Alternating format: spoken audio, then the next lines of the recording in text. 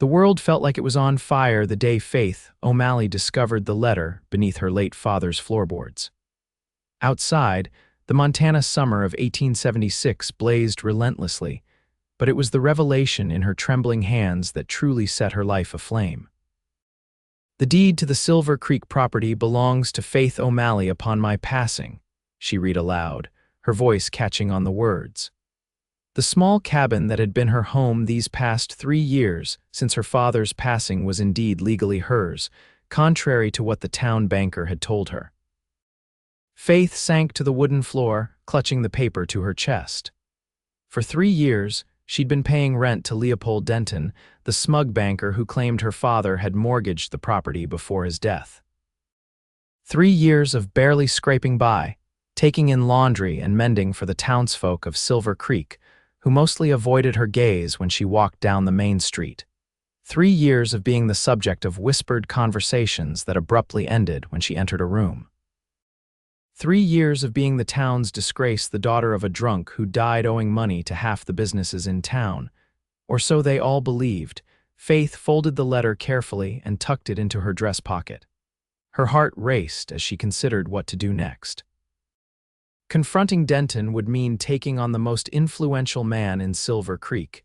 He owned the bank, had the sheriff in his pocket, and was engaged to the mayor's daughter, but this was her home, her land. And the money she'd paid him, money she'd earned through blistered hands, and a bent back had been taken under false pretenses. Faith grabbed her shawl and headed for the door. The walk into town would give her time to gather her courage and plan her words carefully. The main street of Silver Creek bustled with activity despite the oppressive heat. Men in dusty hats tipped the brims respectfully to passing ladies, while horses and wagons kicked up dust that hung suspended in the still air. Faith kept her head high as she walked, though she noticed the familiar pattern of hushed voices and sidelong glances that followed in her wake. "Good afternoon, Miss O'Malley," Mrs. Peterson called from the general store porch, her greeting polite but cool. Faith nodded in acknowledgement but didn't stop. Her destination was the imposing brick building at the end of the street, with Silver Creek Bank painted in gold letters across its front window. As she approached the bank, the door swung open and a tall man stepped out. He wore a dark blue shirt with the sleeves rolled up to his elbows, revealing tanned forearms. His black hat shaded his face, but she could see the strong line of his jaw and the way his eyes narrowed slightly against the sunlight. Faith had never seen him before, and in a town the size of Silver Creek, newcomers were rare and notable. She paused, momentarily distracted from her mission. The stranger noticed her hesitation and stepped to the side, holding the door open. "After you, madam," he said, his voice deep and touched with a slight accent she couldn't place. "Thank you," Faith murmured, passing close enough to catch the scent of leather and something clean like soap. Inside, the bank was cooler, the thick walls keeping out the worst of the summer heat. Leopold Denton sat behind his mahogany desk, spectacles perched on his nose as he reviewed a ledger. He glanced up at her entrance, and a flicker of annoyance crossed his features before he schooled them into a neutral expression. "Miss O'Malley," he acknowledged. "Your rent isn't due for another week." Faith straightened her shoulders. "Mr. Denton, I've come about the property." "My property?" Denton removed his spectacles slowly. "I believe we've been through this before. Your father mortgaged that land before his passing. The bank now owns it, and you pay rent for the privilege of residing there." Faith withdrew the letter from her pocket, unfolding it carefully. "I found this today. It's my father's will, properly signed and witnessed. The property was never mortgaged." She placed the paper on his desk and watched as Denton's eyes skimmed the contents. His face paled slightly, then flushed with color. This could be a forgery," he said, his voice tight. Patrick O'Malley was known for his creative solutions to financial problems. Faith felt heat rising to her cheeks. "My father was many things, Mr. Denton, but not a forger. And you'll note the witness signatures, Judge Holloway and Dr. Benson, both respected men." Denton's lips pressed into a thin line. "I'll need to verify this. And I'll need an accounting of all the rent I've paid you these past 3 years, Faith countered. "Money you had no right to take. The banker stood abruptly. Miss O'Malley, I suggest you lower your voice. Making accusations about financial impropriety is a serious matter. So is fraud, Faith replied, her voice steady despite her racing heart. A throat cleared behind them, and Faith turned to find the stranger from outside standing a few feet away, his hat now in his hands. Up close, she could see he was younger than she'd initially thought, perhaps in his late 20s. His eyes were a startling shade of blue against his sun-darkened skin. "Pardon the interruption," he said, looking between them. "But I believe I heard something about property disputes, and that happens to be my area of expertise." Denton's expression soured further. "Mr. Hayes, this is a private matter." The man Hayes inclined his head. "Yancey Hayes, at your service, madam." Recently appointed as the territorial judge's legal advisor, I couldn't help overhearing about a will and contested property. Faith felt a flutter of hope. "Mr. Hayes, I've just discovered that Mr. Denton has been collecting rent from me for 3 years for property that legally belongs to me." Yancey Hayes looked at the document still on Denton's desk. "May I?" he asked, though he was already reaching for it. Denton made a sound of protest but didn't stop him. Hayes read the will carefully, his expression thoughtful. "This appears to be in order," he said finally. "Judge Holloway's signature is familiar to me. I assume you have the deed to the property as well, Mr. Denton." "The one showing the mortgage." The banker's hesitation was brief but telling. "It would be in the records. I'd be interested in seeing it," Hayes said pleasantly. "Along with the payment records for Miss O'Malley's rent, for the court's clarification, of course." Denton's face had taken on an unhealthy pallor. "This is highly irregular. I'll need to consult with the sheriff," Hayes suggested. "I'd welcome his input, or perhaps Judge Holloway himself, since he witnessed the will." Faith watched the exchange with growing amazement. Denton was floundering, and this stranger, this Yancey Hayes, had managed to corner him within minutes of entering the conversation. "I'll need time to gather the documents," Denton said finally. "Of course," Hayes agreed. "I'm staying at the hotel, shall we say tomorrow morning? 10 o'clock. Denton nodded stiffly, and Hayes turned to Faith. "Miss O'Malley, would you allow me to escort you out? I believe we have some matters to discuss regarding your property." Faith could feel the stares of the bank tellers and the few customers as Hayes offered his arm. She hesitated only briefly before placing her hand on his forearm, feeling the solid strength beneath the cotton of his shirt. Outside, the heat hit them like a physical force. Hayes released her arm once they'd descended the bank steps. "Mr. Hayes," Faith began, "I appreciate your assistance, but I'm not sure why I inserted myself into your business." He smiled, revealing straight white teeth and a dimple in his left cheek. "Let's just say I have a particular dislike for men who abuse positions of power. And also, I really am the territorial judge's advisor on property law." Faith studied him. "You're new to Silver Creek. Arrived yesterday. I'll be here for a few weeks, helping sort out some land claim disputes with the railroad coming through." He gestured toward the hotel. "May I buy you a cup of coffee? We should discuss your situation more thoroughly if you're comfortable with that." Faith was acutely aware of the curious looks they were receiving from passers-by. Being seen with a handsome stranger would only add fuel to the town gossip. "I appreciate the offer, Mr. Hayes, but perhaps it would be better if you came to my home to see the property in question," she added hastily, realizing how her invitation might sound. Hayes nodded, seemingly untroubled by either interpretation. "That would be sensible."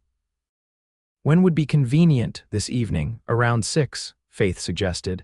"I'll be there," he said, then paused. "I don't actually know where there is." Faith felt a smile tugging at her lips despite the seriousness of the situation. "The small cabin by Silver Creek, about a mile west of town. There's a pathway off the main road marked by 3 white stones." Hayes nodded. "Until this evening, then, Miss O'Malley." As Faith watched him walk away, she felt a strange mixture of hope and trepidation. For the first time in years, someone had stood up for her against the town's elite. But experience had taught her that help often came with hidden costs. She turned and began the walk home, mentally preparing for the evening ahead. She would need to tidy the cabin and perhaps make some bread. And she would definitely need to organize her father's papers, in case there was anything else hidden among them that might help her case. What she didn't need was to be distracted by thoughts of Yancey Hayes's blue eyes or the way his voice had sounded when he'd confronted Denton. This was about her home, her property, her future, not about a handsome stranger passing through town. But as she walked, Faith couldn't help glancing back toward the hotel where Hayes had disappeared, wondering what kind of man would so readily come to the defense of the town's disgrace. Faith spent the afternoon cleaning her small cabin with a nervous energy she hadn't felt in years. She swept the plank floors, dusted the few pieces of furniture, and arranged wildflowers in a chipped ceramic vase that had been her mother's. The aroma of fresh bread filled the single room as she pulled a golden loaf from the oven, setting it to cool on the windowsill.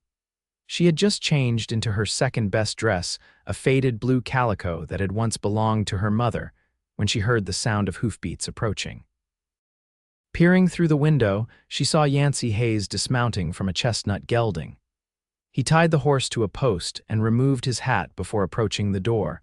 Faith took a deep breath and smoothed her hands over her skirt before opening the door at his knock. "Miss O'Malley," Hayes said, his hat in his hands. "Thank you for inviting me, Mr. Hayes," she replied, stepping back to allow him entry. "Please come in." He ducked his head slightly to enter the low doorway, and Faith was struck again by his height. Inside, he seemed to take up more space than the room could comfortably hold, though he stood perfectly still, his eyes taking in the neat simplicity of her home. "This is quite nice," he said, and she could tell he meant it. "You've made a real home here."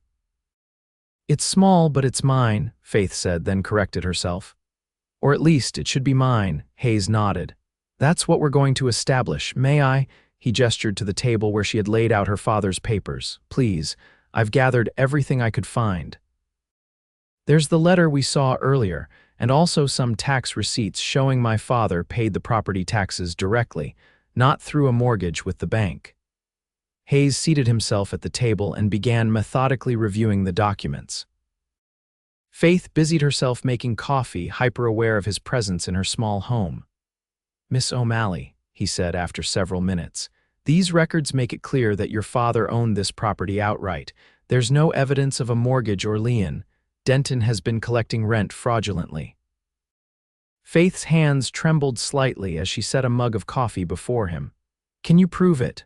With these documents and Judge Holloway's testimony, yes. The question now is what you want to do about it." He looked up at her, his blue eyes serious. "You could demand repayment of all rent plus interest. You could also file criminal charges against Denton." Faith sank into the chair opposite him.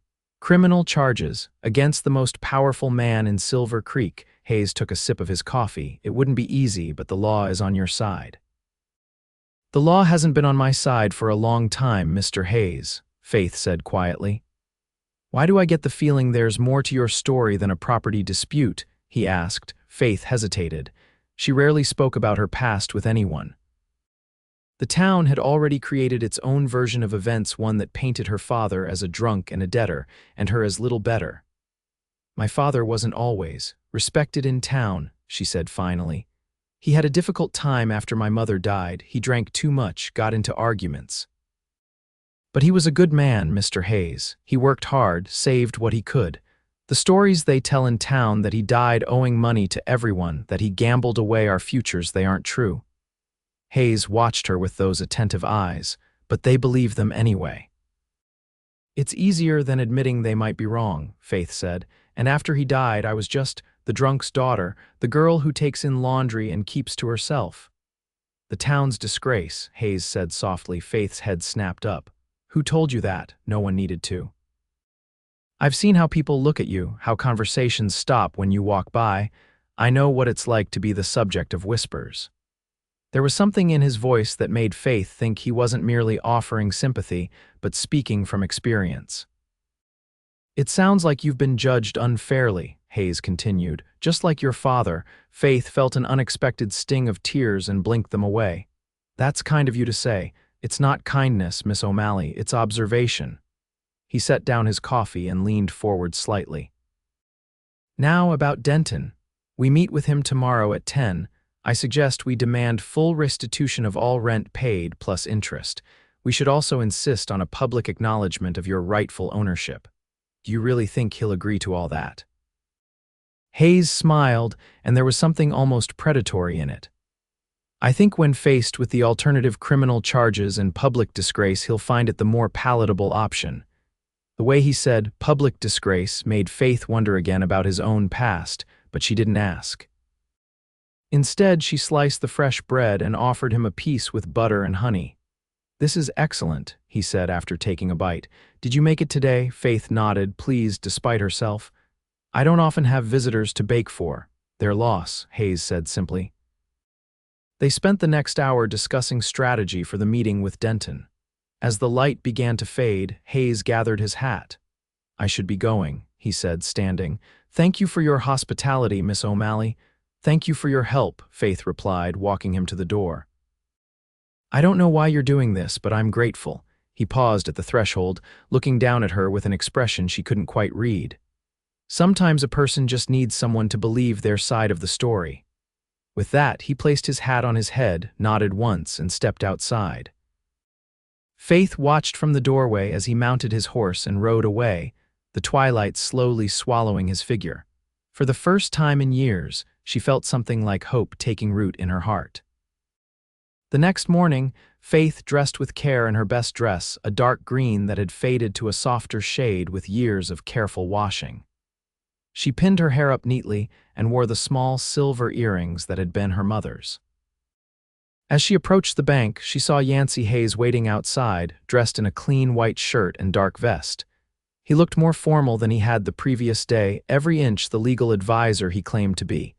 "Miss O'Malley," he greeted her, offering his arm. "Are you ready?" Faith took a steadying breath. "As ready as I'll ever be." They entered the bank together, drawing curious stares from the tellers and the few customers present. Leopold Denton was waiting in his office, his expression sour. Beside him sat Sheriff Miller, a balding man with a perpetual frown who had never made any secret of his dislike for Patrick O'Malley and by extension his daughter. "Mr. Denton, Sheriff," Hayes nodded to each man, "thank you for meeting with us."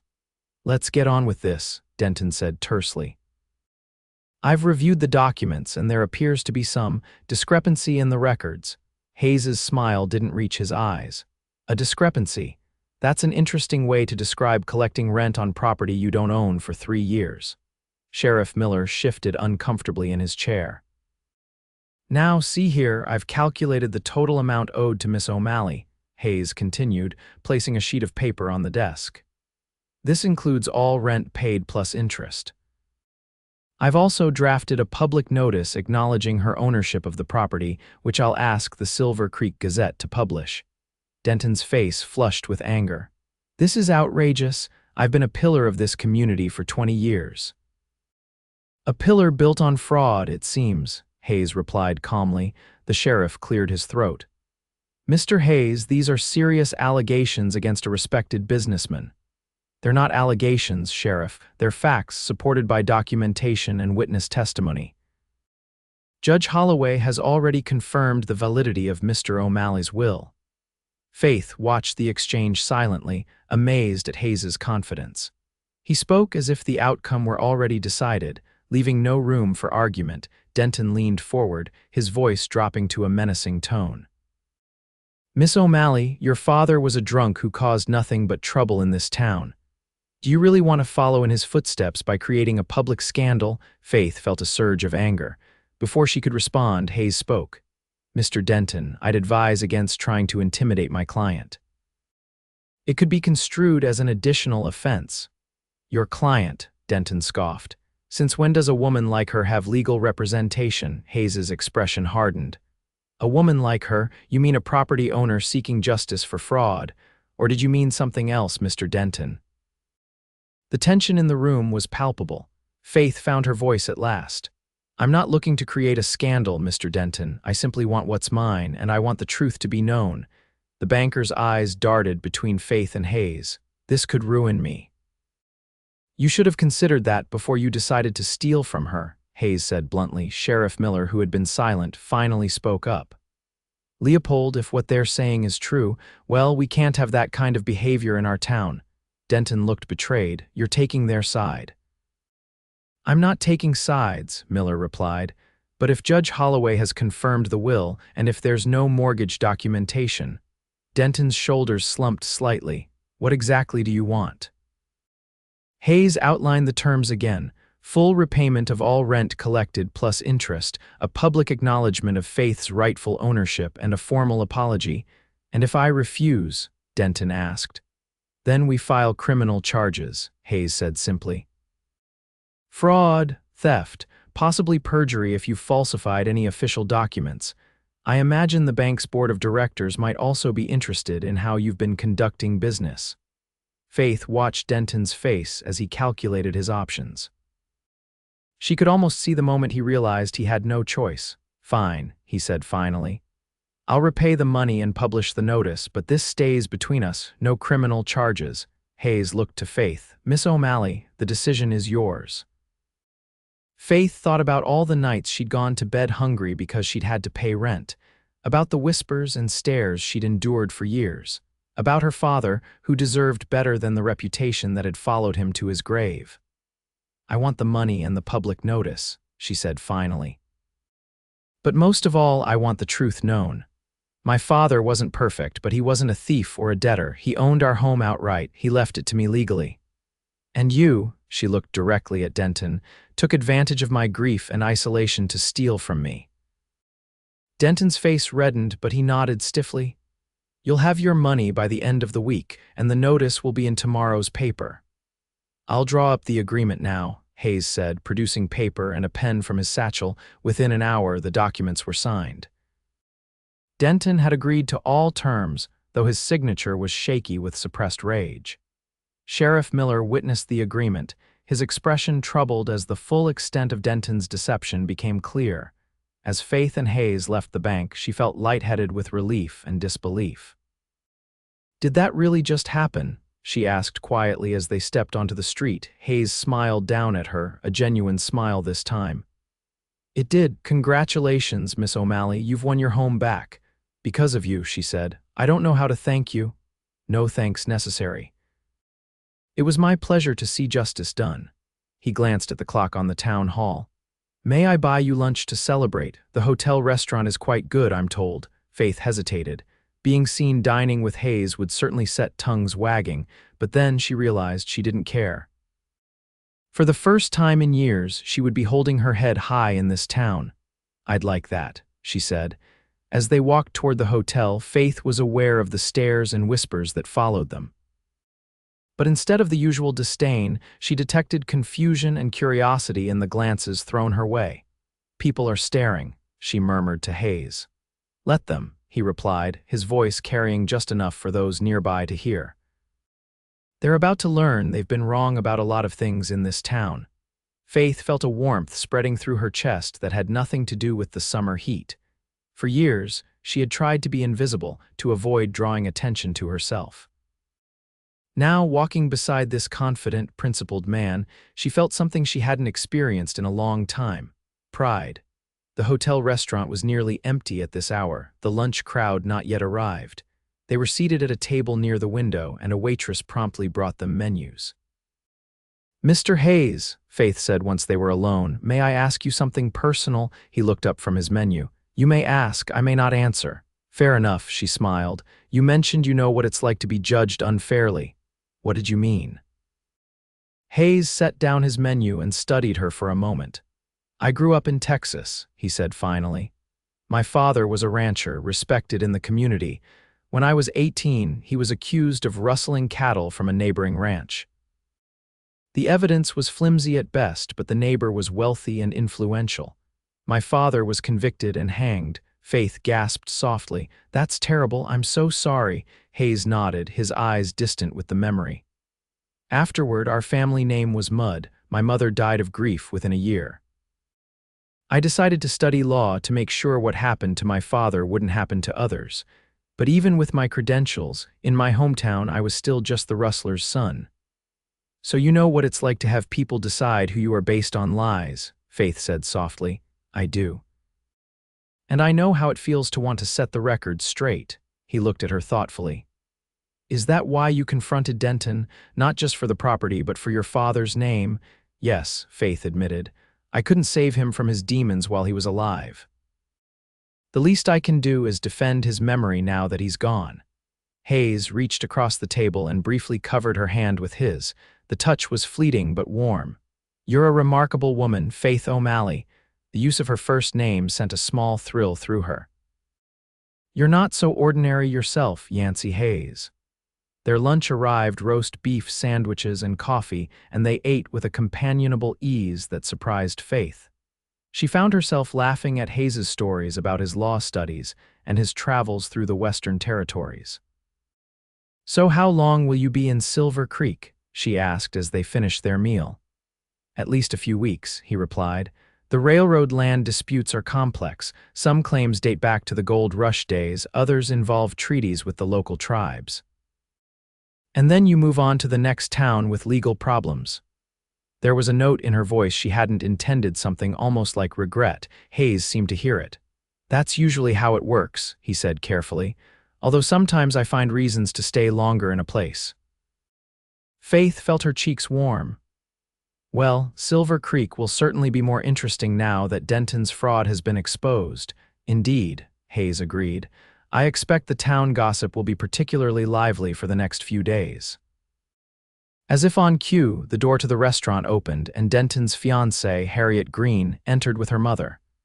The women spotted Faith and Hayes immediately, their expressions shifting from surprise to calculation. "Miss Green," Faith nodded politely as the women approached their table. "Miss O'Malley," Harriet replied, her tone cool. "And Mr. Hayes, isn't it? I understand you're causing quite a stir in our little town." Hayes stood and offered a slight bow. "Miss Green, Mrs. Green, I'm merely helping to correct a long-standing injustice." "I'm sure you'd agree that's important in a civilized community." Mrs. Green's lips thinned. "Leopold has explained the situation to us, a simple misunderstanding about property records, nothing more." "Is that what he's calling it?" Faith asked, surprised at her own boldness. Harriet's eyes narrowed. "My fiancé is a respected businessman. Whatever arrangement you've forced him into won't change how this town sees either of you." "Perhaps not," Hayes said pleasantly, "but the truth has a way of changing perspectives over time. Especially when it's published in the newspaper." Mrs. Green made a small sound of distress. "Come, Harriet, our table is ready." As they walked away, Faith shook her head. "That's just the beginning," she said quietly. Hayes retook his seat. "Are you prepared for what's coming? The town may not take kindly to having one of their leading citizens exposed as a fraud." "I've been the subject of their disapproval for years," Faith replied. "At least now it will be for standing up for myself rather than for crimes my father didn't commit." Hayes studied her face. "You're stronger than you give yourself credit for, Faith O'Malley." The way he said her name made her heart beat a little faster. "Thank you for believing that." They finished their meal, and Hayes paid the bill despite Faith's protests. As they stepped outside, the midday sun was high overhead, bathing the main street in bright light. "What will you do now?" Hayes asked as they paused on the hotel porch. "Go home," Faith said simply. "My real home that I now officially own." "And wait for the storm that's coming when the newspaper prints that notice tomorrow." Hayes nodded. "May I call on you again, perhaps tomorrow evening?" Faith felt a flutter of anticipation. "I'd like that. Until tomorrow, then." He tipped his hat and watched as she turned to walk back toward her cabin. Faith could feel his eyes on her as she walked away, and for once, she didn't mind being watched.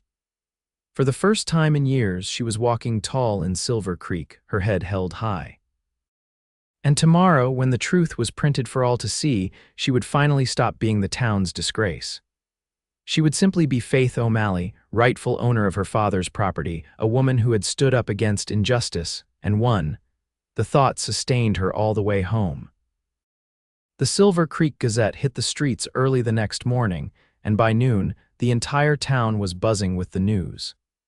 Faith had stayed away from town, anticipating the reaction, but she could almost feel the ripple of shock and scandal from her cabin.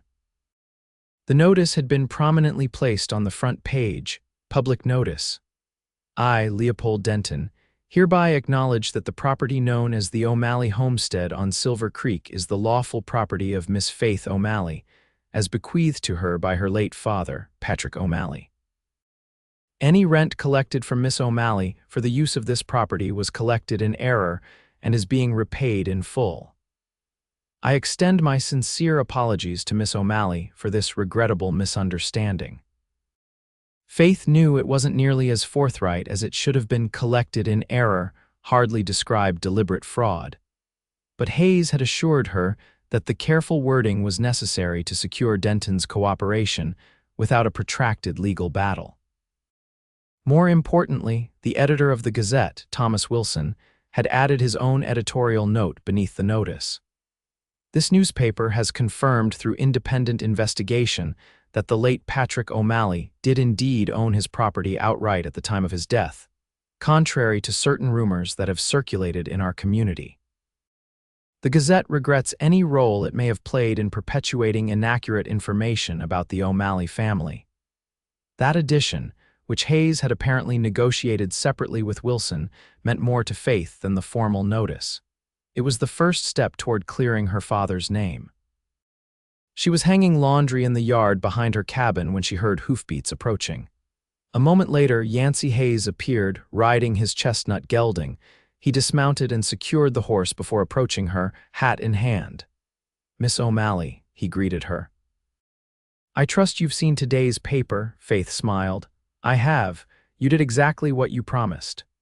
Wilson was surprisingly amenable to publishing the editorial note. It seems he's had his own suspicions about Denton for some time. "And how is Mr. Denton taking his public humiliation?" Faith asked, unable to keep a note of satisfaction from her voice. Hayes's lips quirked in a half-smile. "From what I hear, he hasn't left his home today. Miss Green was seen entering the bank alone this morning, looking rather distressed." "I can't say I'm sorry for him," Faith admitted, pinning a white sheet to the line. "Nor should you be," Hayes said. He stepped closer and took a clothespin from the basket, handing it to her. "I came to see if you'd join me for dinner this evening, at the hotel again, if you're willing." Faith paused in her task. 2 public appearances in as many days. People will talk. "They're already talking," Hayes pointed out. "Why not give them something substantive to discuss?" Faith laughed softly. "You're surprisingly unconcerned with town gossip for a man in your position." "My position as a legal advisor doesn't depend on the good opinion of Silver Creek society," Hayes said. "And frankly, I find that some of the most interesting people are those who don't conform to society's narrow expectations." Faith felt a warmth that had nothing to do with the summer sun. "In that case, I'd be delighted to join you for dinner." "Excellent. Shall I return at 6 to escort you?" "That would be fine," Faith agreed. Hayes helped her finish hanging the laundry, the domestic task somehow made lighter by his presence and conversation. As he prepared to leave, he paused, his expression growing more serious. "Faith," he said, using her first name again with a familiarity that sent a small thrill through her, "there may be some resistance to the changes happening in town. Denton has friends and they won't appreciate his disgrace." "I'm aware," she said. "I've lived here long enough to know how these things work. Just be careful," he advised. "Lock your doors at night, and if anything happens, anything at all, send word to me immediately." The concern in his voice touched her. "I will," she promised. Hayes nodded, seemingly satisfied. He placed his hat back on his head, tipped the brim to her, and mounted his horse. Faith watched him ride away, a strange mixture of emotions swirling within her. Anticipation for the evening ahead, satisfaction at the vindication she'd finally received, but also a thread of worry about Hayes's warning. Denton wouldn't take his humiliation lying down. And in Silver Creek, power could take many forms. That evening, Faith dressed with particular care. She wore her best dress, a deep blue that she had carefully preserved for special occasions. She pinned her auburn hair up, allowing a few curls to frame her face, and even dabbed a tiny bit of her mother's old rose water behind her ears. At precisely 6 o'clock, she heard a knock at her door.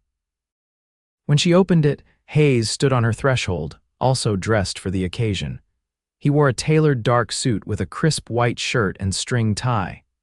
His usually tousled hair was neatly combed, though a rebellious lock still fell across his forehead.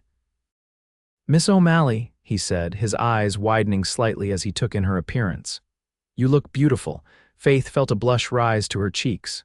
"Thank you, Mr. Hayes. You're looking quite handsome yourself." He offered his arm. "Shall we?" "I've brought the buggy this time, thought it might be more comfortable than having you ride behind me on the horse." Indeed, a smart black buggy waited in front of her cabin, the same chestnut gelding harness to it. "How thoughtful," Faith said, genuinely touched by his consideration. They drove into town, the evening air pleasant after the heat of the day.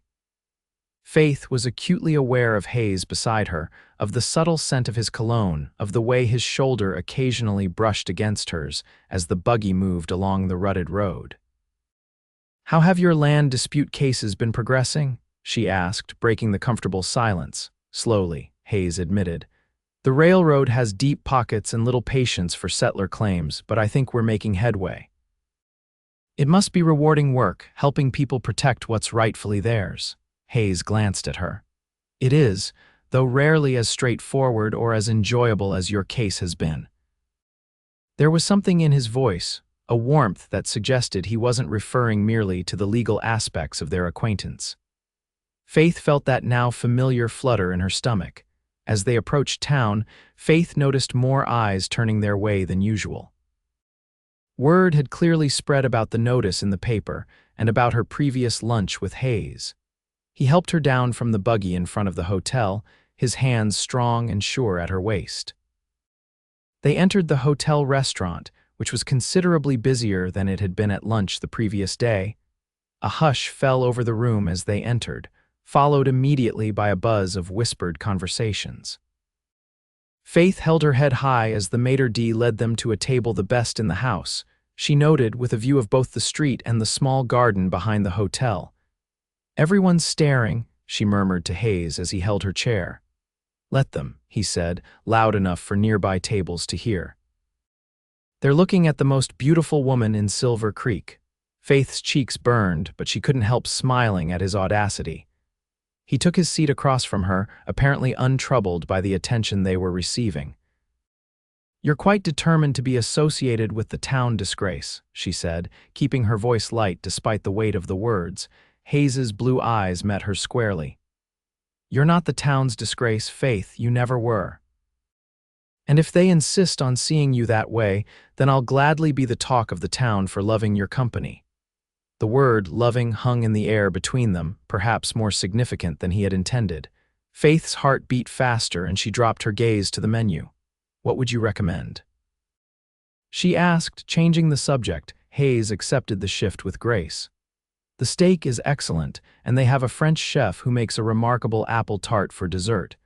They ordered their meal's steak for Hayes, chicken for Faith, and wine, which arrived promptly. As they ate, Faith gradually relaxed, despite the continued glances from other diners. Hayes kept the conversation flowing, telling her about his work in other territories, about his law studies in Boston, about his dreams of eventually establishing his own practice somewhere in the West. "And what about you?" he asked as they finished their main course. "What are your dreams, Faith O'Malley?" Faith considered the question.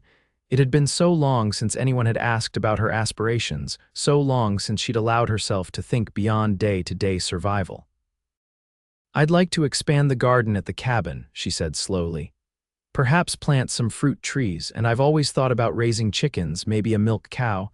Hayes nodded encouragingly. "A proper little farm. Yes, and I'd like to do something more with my sewing. I'm quite good, actually. I've thought about making dresses, perhaps opening a small shop someday." "You should," Hayes said firmly. "Silver Creek could use a good dressmaker. Mrs. Thornton's efforts leave much to be desired from what I've heard." Faith laughed. "You've been listening to town gossip, Mr. Hayes." "Occupational hazard," he grinned. "And please, when we're not in formal settings, I'd like it if you called me Yancey." "Yancey," she repeated, testing the name. "It's unusual. Family name," he explained. "My mother's maiden name," she insisted. Their dessert arrived, the promised apple tart, warm and fragrant, and they continued talking as they enjoyed it.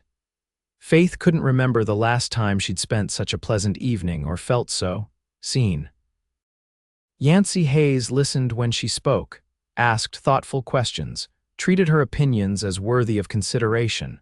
As they were finishing their coffee, the restaurant door opened, and Leopold Denton entered with Harriet Green on his arm. The banker stopped short when he saw Faith and Hayes, his face darkening. Hayes noticed Faith's expression. "Ignore them," he advised quietly. "They're not worth your attention." But Denton was already approaching their table, practically dragging a reluctant-looking Harriet with him. "Miss O'Malley," he said, his voice tight with barely suppressed anger. "Enjoying your evening at my expense." Hayes stood slowly. "Mr. Denton, Miss Green, good evening." "Don't good evening me, Hayes," Denton snapped. "You've made me a laughingstock in this town." "You managed that quite well on your own," Hayes replied calmly. "Fraudulently collecting rent tends to damage one's reputation when discovered." Denton's face flushed dark red. "You haven't heard the last of this. The bank's board of directors has already been informed of the situation," Hayes interrupted. "As has the Territorial Banking Commission. I took the liberty of sending telegrams yesterday afternoon." Faith watched the exchange with a mixture of alarm and admiration. Denton looked as if he might explode with rage while Harriet tugged at his arm, clearly mortified by the public confrontation. "Leopold, please," she whispered. "Everyone is watching." Denton seemed to become aware of the staring diners. He straightened his jacket. "This isn't over," he said quietly, "not by a long shot." "For your sake, Mr. Denton, I hope it is," Hayes replied. "Further action on your part would only compound your legal difficulties." Denton's eyes shifted to Faith. "You," he said, his voice dripping with disdain. "You'll always be nothing in this town. Your father was a worthless drunk, and that's enough," Hayes said sharply. "Another word against Miss O'Malley, and I'll add slander to the list of potential charges." Harriet finally succeeded in pulling Denton away. "We're leaving," she announced. "There are other establishments where we can dine without such unpleasant company." As they left, Faith released a breath she hadn't realized she was holding. "I'm sorry," she said to Hayes. "I didn't mean to ruin your evening." Hayes retook his seat, his expression softening as he looked at her. "You've done nothing of the sort. Denton is a small man with a wounded ego. His threats are empty." "I hope you're right," Faith said, but she couldn't shake the chill that had settled over her at Denton's venomous gaze. Hayes reached across the table and took her hand. His touch was warm and reassuring. "Faith, I won't let anything happen to you. You have my word." The sincerity in his voice made her throat tighten with emotion. "Thank you, Yancey." They finished their coffee in a more subdued mood. As they left the restaurant, Faith was aware of the stares following them, but they seemed less hostile now. If anything, there was curiosity and perhaps even a hint of respect in some of the glances. The night was clear and cool as Hayes helped her into the buggy. They drove in comfortable silence for a while, the stars bright overhead. "I meant what I said in there," Hayes said finally as they approached her cabin. "I won't let Denton or anyone else harm you." Faith turned to look at him in the moonlight. His profile was strong and determined. "You can't stay in Silver Creek forever just to protect me," she said softly. He glanced at her, something unreadable in his eyes. "Perhaps I'll find reasons to extend my stay." The buggy came to a stop in front of her cabin. Hayes helped her down, his hands lingering at her waist a moment longer than necessary. They walked to her door in silence, both seemingly reluctant for the evening to end. "Thank you for dinner," Faith said as they reached her threshold. "Despite the interruption, it was lovely." "The company made it so," Hayes replied. He reached up and gently tucked a stray curl behind her ear, his fingers brushing her cheek. "Faith." The way he said her name, soft and yearning, made her heart race. He leaned down slowly, giving her ample time to retreat if she wished. But Faith didn't move away. Instead, she tilted her face up to his. Their lips met in a gentle kiss, brief but filled with promise. When Hayes pulled back, his eyes searched hers. "Too forward?" he asked, a hint of uncertainty in his voice. Faith shook her head.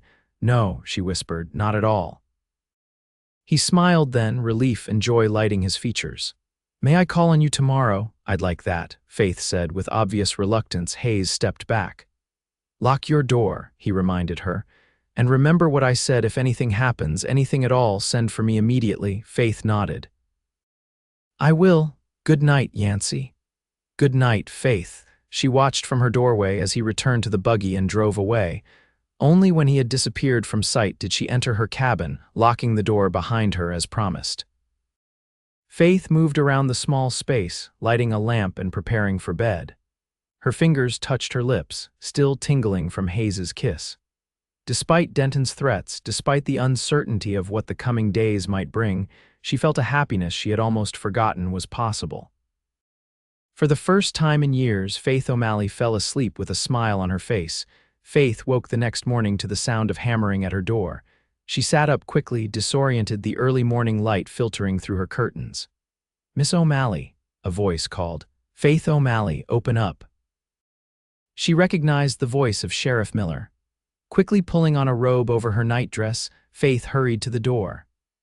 "Just a moment," she called, fastening the robe securely before opening the door a crack. Sheriff Miller stood on her porch, his expression grim.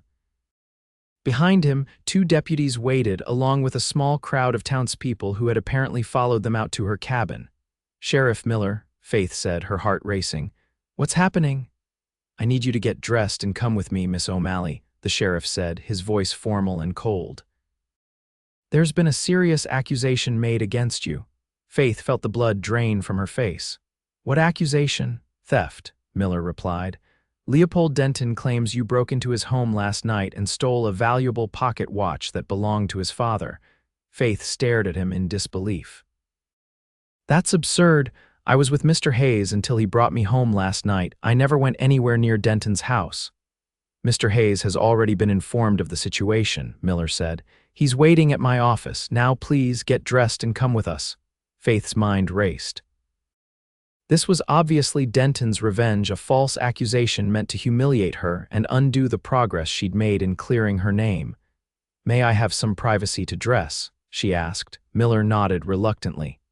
5 minutes, and leave the door open a crack. Mrs. Miller is here to ensure you don't dispose of anything." Faith felt her cheeks burn with anger and humiliation as the sheriff's wife, a pinch-faced woman who had never had a kind word for Faith, stepped onto the porch. Faith dressed quickly in a simple skirt and blouse, her hands shaking with both fear and rage. How dare Denton accuse her of theft?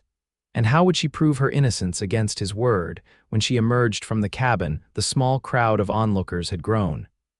Faith recognized several shopkeepers, a few ranch hands, and Mrs. Peterson from the general store. Their expressions ranged from disapproval to curiosity to outright hostility. "This way, Miss O'Malley," Sheriff Miller said, taking her arm firmly but not roughly. The walk into town was one of the most humiliating experiences of Faith's life. People came out of their homes and businesses to watch as she was escorted down the main street toward the sheriff's office. Whispers followed in their wake, always knew she was trouble. "Apple doesn't fall far from the tree." Poor Mr. Denton, first she cheats him out of the property, then she robs him. Faith kept her head high, though her cheeks burned with shame. This was exactly what Denton wanted, to restore his reputation by destroying hers, to make her the town's disgrace once more. At the sheriff's office, Yancey Hayes waited, his expression thunderous. He stepped forward immediately as Faith entered. "This is outrageous, Sheriff. Miss O'Malley was with me until nearly 10 o'clock last night. I escorted her directly home." "And after that?" Miller asked. "Can you account for her whereabouts after you left her?" "She went into her home," Hayes said firmly, "where any respectable woman would remain at that hour." Denton, who was seated at the sheriff's desk, scoffed. "Respectable? Is that what we're calling her now?" Hayes's eyes narrowed dangerously. "Choose your next words carefully, Denton," the banker stood. "The theft occurred around midnight. My housekeeper heard a noise and went to investigate. She saw a woman matching Miss O'Malley's description fleeing through the garden. This morning, my father's gold watch was missing from my study." "This is a lie," Faith said, her voice stronger than she felt. "I never left my cabin after Mr. Hayes brought me home." Sheriff Miller sighed. "Unfortunately, Miss O'Malley, it's your word against Mr. Denton's and his housekeepers, and given the Tension between you recently, he has a strong case that you might have wanted revenge. Revenge? Faith's voice rose incredulously. He's the one seeking revenge. He threatened me just last night at the hotel restaurant. There were dozens of witnesses. He made no specific threat, Miller countered, and verbal disagreements aren't the same as theft. Hayes stepped forward. Sheriff, I demand you search Mr. Denton's home thoroughly. I suspect you'll find the watch hidden somewhere convenient, ready to be discovered once Miss O'Malley has been sufficiently humiliated. Denton's face reddened. How dare you? My home has already been searched by Deputy Williams. The watch is gone. And was Deputy Williams instructed to look in all the places you might have hidden it yourself? Hayes asked pointedly. The room fell silent at the accusation. Sheriff Miller cleared his throat uncomfortably. Mr. Hayes, that's a serious allegation. No more serious than the one made against Miss O'Malley, Hayes replied. I want Miss O'Malley's cabin searched immediately with both of us present. When no watch is found, I expect a public apology from both Mr. Denton and your office, Sheriff. Miller looked between Hayes and Denton, clearly weighing his options. Finally, he nodded. That seems fair. We'll search Miss O'Malley's cabin now. If the watch isn't there, we'll consider other possibilities. And in the meantime, Miss O'Malley remains free, Hayes insisted. She's not to be locked up based on an unsubstantiated accusation. After some hesitation, Miller agreed, but she's not to leave town until this matter is resolved. They returned to Faith's cabin, a slightly smaller crowd following them. Faith felt sick with anxiety. What if Denton had somehow planted the watch in her home? Would anyone believe her then? As they approached the cabin, Hayes fell into step beside her. Trust me, he said quietly, this will end today one way or another. The search was thorough and humiliating. Sheriff Miller and his deputy went through Faith's few possessions, checking under her mattress, in her small trunk of clothes, even in her cooking pots. Hayes watched the proceedings like a hawk, ensuring nothing was overlooked or planted. After nearly an hour, Miller straightened. There's no watch here, he announced, sounding partly relieved and partly perplexed. As we knew there wouldn't be, Hayes said firmly. Now, Sheriff, I suggest you consider an alternative explanation for the missing watch if it's actually missing at all. Denton, who had waited outside during the search, stormed in. What do you mean there's no watch? She must have hidden it somewhere else, Mr. Denton, Hayes said coolly. I would advise you to withdraw your accusation now before this goes any further. Never, Denton spat. She's a thief, just like her father was a drunk and a debtor. Faith felt something snap inside her. Years of enduring whispers and sidelong glances, years of ducking her head and accepting the town's judgment, it all came to a boiling point. My father, she said, her voice clear and steady, was a hard-working man who lost his way after my mother died. He had his faults, but he was honest. He owned this land outright. He left it to me legally. And you, she pointed at Denton, have been lying about him and me for years. You took advantage of my grief to steal from me, and now that you've been exposed, you're trying to destroy what little reputation I have left. The cabin had gone silent, everyone staring at Faith's uncharacteristic outburst. Even Hayes looked surprised at her vehemence. Well said, Miss O'Malley, came a new voice from the doorway. Thomas Wilson, the editor of the Gazette, stood there with a notebook in hand. Beside him was a thin, nervous-looking woman whom Faith recognized as Denton's housekeeper, Mrs. Collins. Mrs. Collins has something she'd like to tell the sheriff, Wilson announced. Something about the allegedly stolen watch. All eyes turned to the housekeeper, who visibly quailed under the attention. I never saw anyone in the garden last night, she admitted finally, her voice barely audible.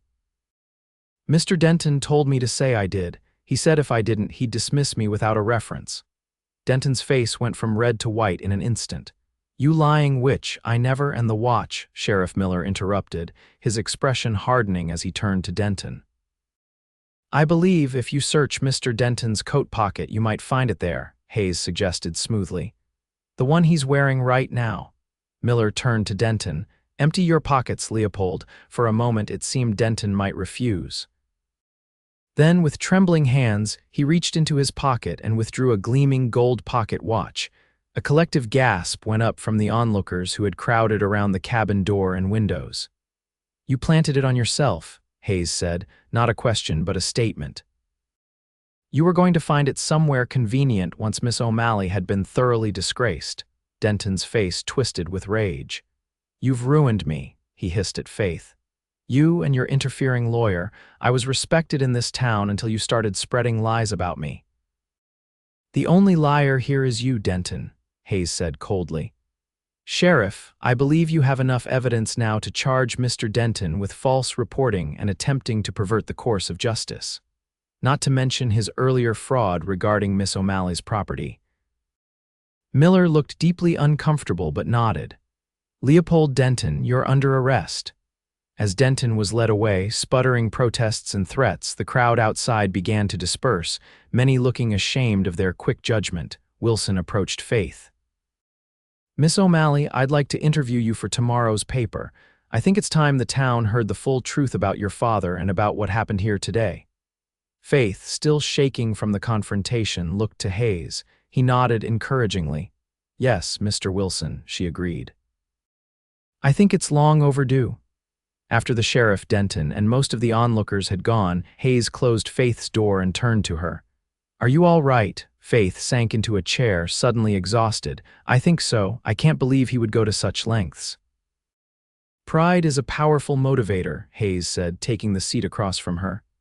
"And Denton had a lot of pride." "How did you know?" Faith asked. "About the watch being in his pocket," Hayes smiled grimly. "I didn't, but I suspected he wouldn't have let the actual watch out of his sight. It was too valuable, both monetarily and as evidence. I was counting on his arrogance he would want to be present when it was found in your possession." Faith shook her head in amazement. "You took quite a gamble." "I believe in taking calculated risks when the cause is just," Hayes replied. His expression softened. "You were magnificent, by the way, when you stood up to him about your father. I've never seen anything quite like it." Faith felt her cheeks warm at the admiration in his voice. "I surprised myself.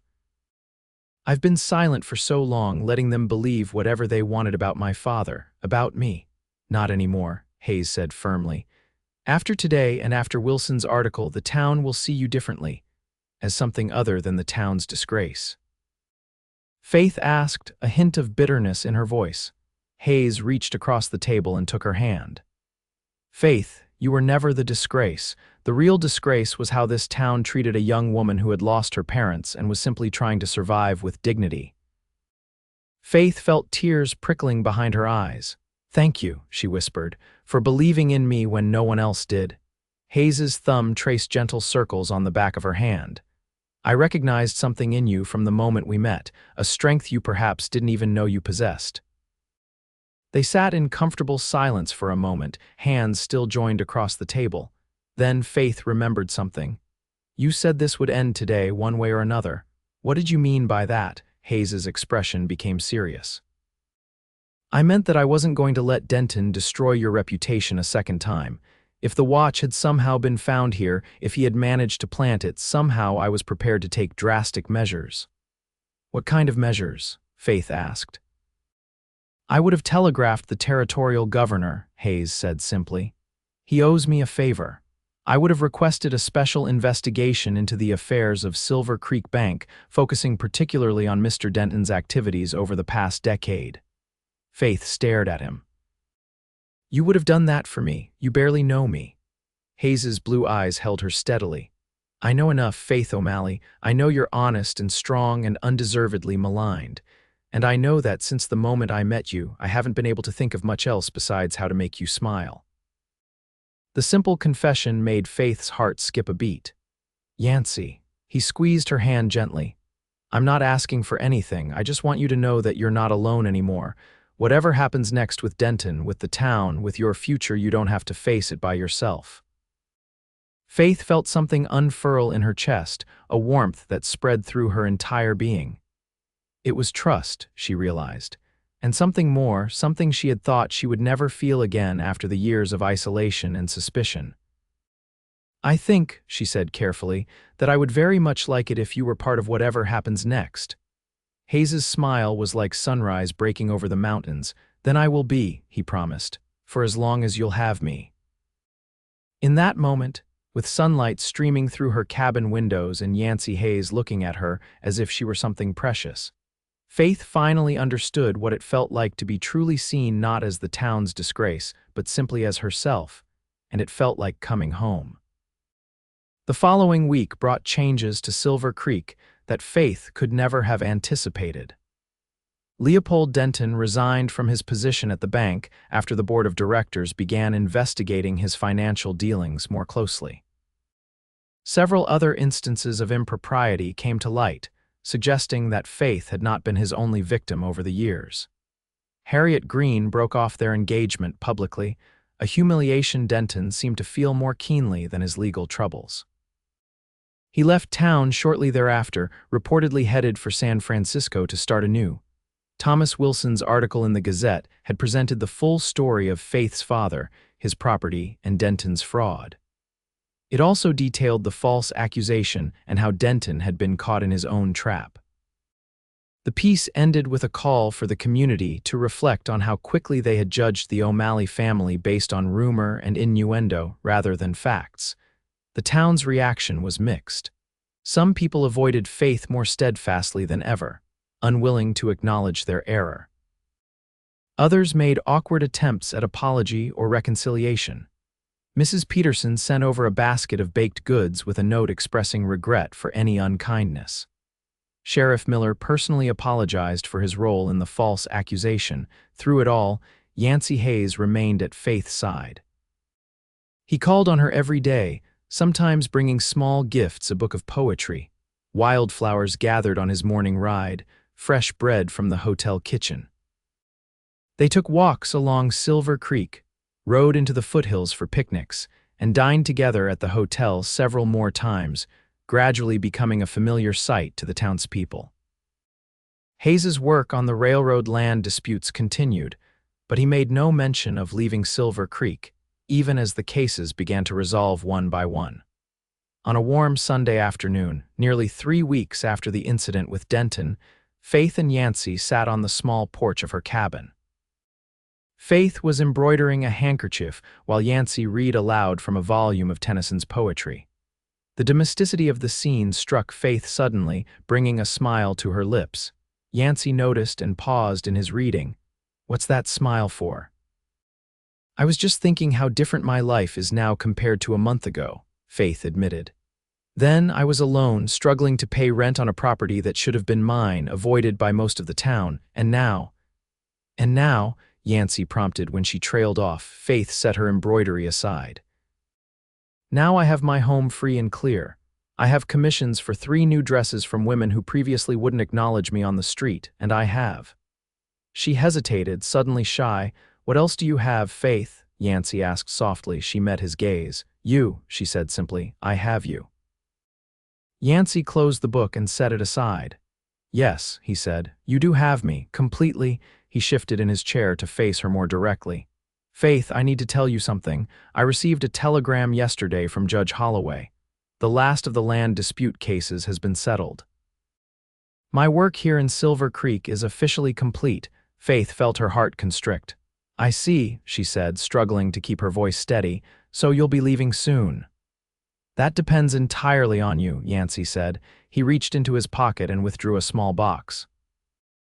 "I had planned a more elaborate setting for this, perhaps dinner at the hotel or a ride to that lookout point above the valley.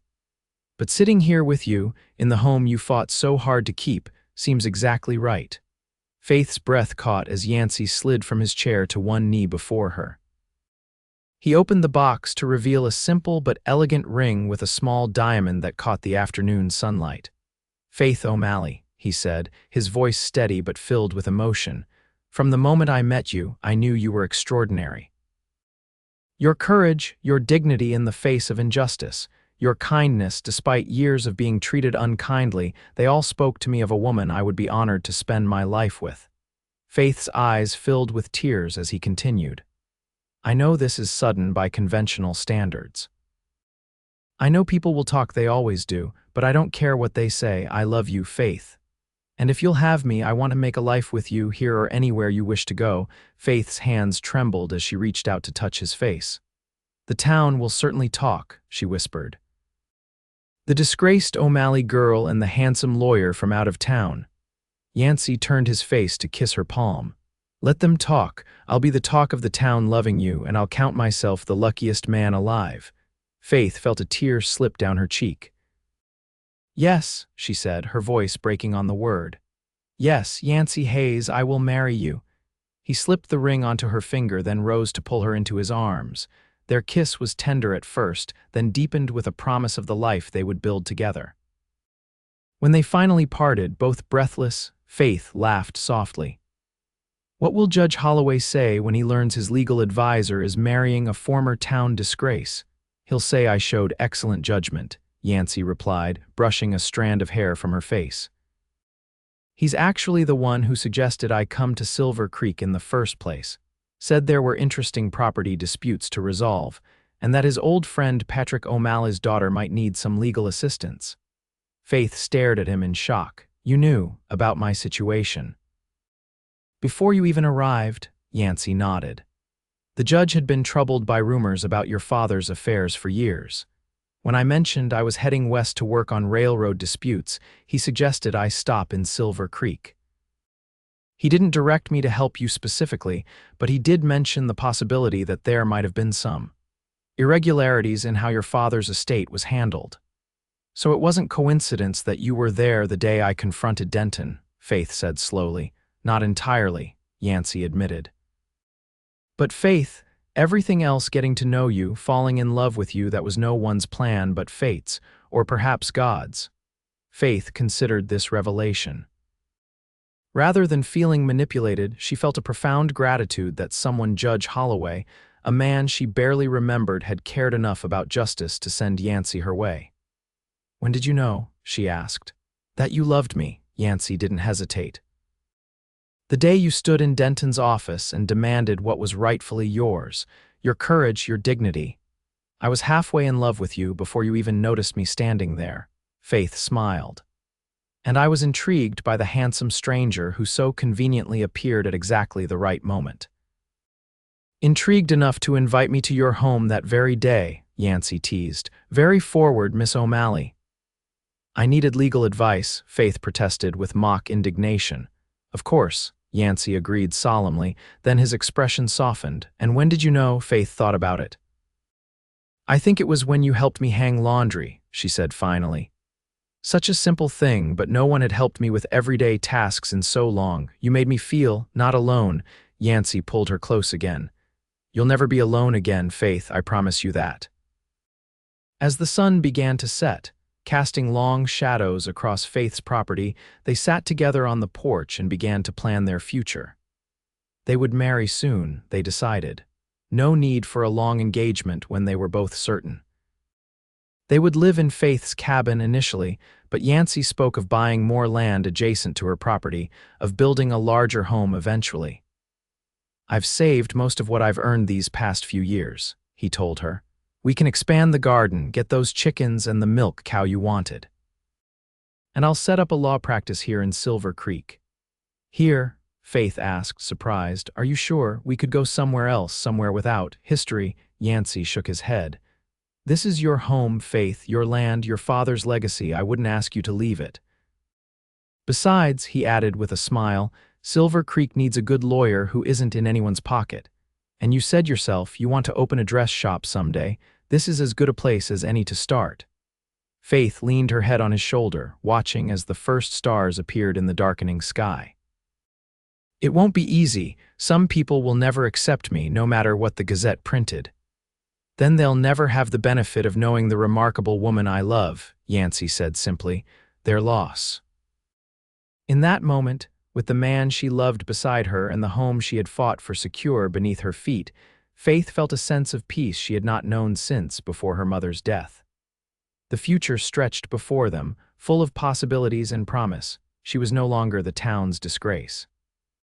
She was Faith O'Malley Hayes, soon to be a wife, someday perhaps a mother, a businesswoman, a respected member of the community. Or perhaps some would always look at her askance, would always whisper behind their hands when she passed. But with Yancey's love, Faith found she didn't much care either way. Let them talk. She and Yancey would be the talk of the town, and they would face whatever came next together. 3 months later, on a crisp October day with leaves turning gold and red on the hills surrounding Silver Creek, Faith O'Malley became Faith Hayes in a small but beautiful ceremony at the town church. To her surprise, the church was nearly full. It seemed that Silver Creek had decided, by and large, to embrace the redemption story of the O'Malley girl and her lawyer husband.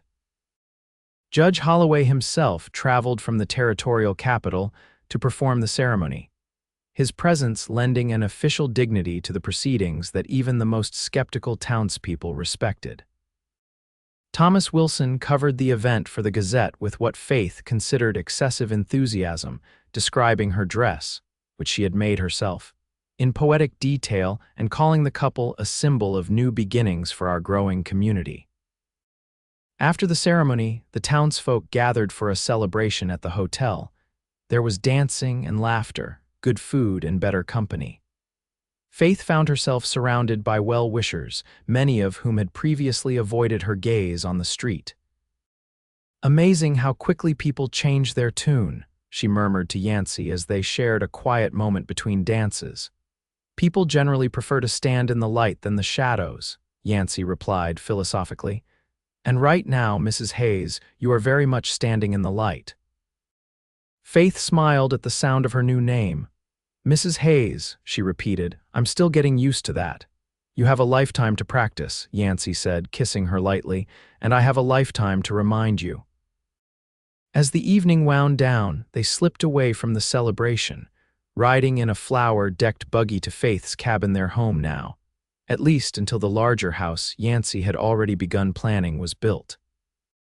They had decided to remain in Silver Creek, and Yancey had already opened a small law office on the main street. Faith had begun taking more sewing commissions, her reputation for fine work spreading beyond the town's borders to neighboring communities. They spoke of children, of expanding their land holdings, of growing old together on the property Faith's father had left her. That night, as they stood on the porch of their cabin under a canopy of stars, Faith leaned into her husband's embrace. "Are you happy?" Yancey asked softly, his breath warm against her hair. "Happier than I ever believed possible," Faith replied truthfully. "No regrets about staying in Silver Creek, about becoming permanently linked to a woman once known as the town's disgrace." His tone was light, but Faith heard the genuine question beneath. She turned in his arms to face him. "Yancey Hayes, I will never regret a single moment that led me to you, including every whisper, every slight, every lonely night. They all brought me here to this moment with you." Yancey's eyes shone in the moonlight. "I meant what I said that day," he told her. "I'm proud to be the talk of the town for loving you. I always will be." Faith stood on tiptoe to kiss him, her heart full to bursting with love and gratitude for her father's legacy that had brought her this home, for Judge Holloway's sense of justice that had brought her Yancey, for her own courage that had allowed her to fight for what was rightfully hers. Most of all, she was grateful for the man who had seen beyond the town's judgment to the woman she truly was and loved her completely, without reservation or condition. As they entered their home together, Faith knew that whatever the future held, they would face it as they had faced everything since the day they met. Side by side, hand in hand, with courage and love to light their way. 5 years later, Faith sat on the wide porch of the handsome 2-story home Yancey had built for them adjacent to her father's original cabin. The cabin still stood, preserved as a reminder of where they had begun, though it now served as a workshop where Faith created her increasingly sought-after dresses and clothing. From her rocking chair, Faith could watch their 3-year-old son, Patrick, named for her father, playing in the yard with the family's dog. Inside, their infant daughter, Elizabeth, napped in her cradle, the newest addition to their growing family. Silver Creek had changed dramatically in the 5 years since their wedding. The railroad had finally come through, bringing new businesses and settlers. Yancey's law practice had flourished, his reputation for fairness and integrity drawing clients from throughout the territory. Faith's dressmaking business had grown as well, She now employed 2 young women as apprentices and had a waiting list of customers from as far away as Denver. The town itself had largely reconciled with its treatment of Faith. There were still a few holdouts who sniffed disapprovingly when she entered a room, but they were increasingly in the minority. More common were the friendly greetings, the invitations to social events, the respect accorded to both Faith and Yancey as valued members of the community. Leopold Denton had never returned to Silver Creek. According to occasional reports, he had attempted to establish himself in several other towns, but his reputation seemed to follow him.